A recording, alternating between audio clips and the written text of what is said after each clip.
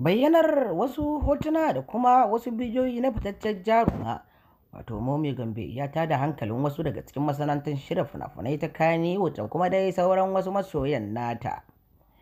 Duk da dai fitaccen jaruman a kwanakin baya ta fito ta nemi haƙuri ga masoyanta da kan cewa za ta daina irin wasu shiga da kuma sako wasu bidiyoyinta na batsa wanda zai dinga ɓata ran masoyanta. Yayin da ta sake bidiyo ta yi wa masoyan nata alƙawarin za ta daina sa matsatsin kaya wanda su dinga fito da shatan suran jikinta a waje, ma'ana dai wanduna kenan.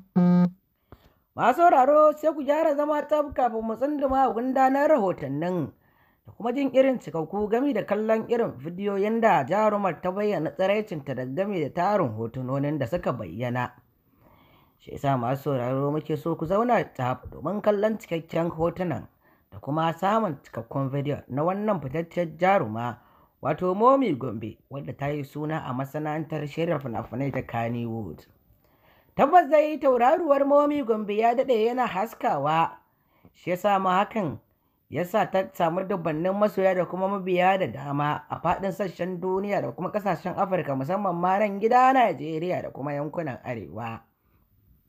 Tabbas dai jaruma Momi Gombe ta shahara sosai musamman gurin fannin iya rawa da kuma iya sa kaya da wanka, haka zalika da kuma fannin fina-finai. Wannan shi yasa ta ƙara samun dubbannin masoya.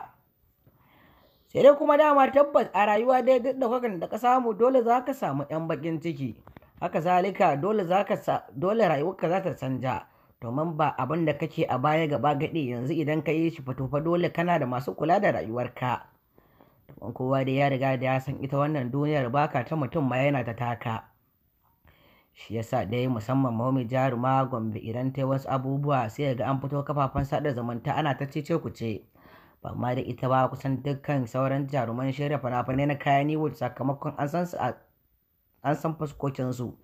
Shi yasa duk wasu abubuwan da suka yi za ga sun fito suna haskawa a jama'a. Tabbas dai wayannan ƙayatattun hotunan jarumar ba ƙaramin ƙayatar da masoyan nata yi ba, sai dai kuma wasu fa suna bayyana irin nasu rayun akan cewa fa ba su ji daɗin su ga jarumar tana irin wayannan shigan ba, domin bai dace a ce cewa kamar 'yar musulma ta dinga sa wando ko kuma kayan da za su dinga bayyana surorinta a waje ba. Duk da dai yarinya model ce kuma 'yar zamani kuma kazalika ga ta celebrity.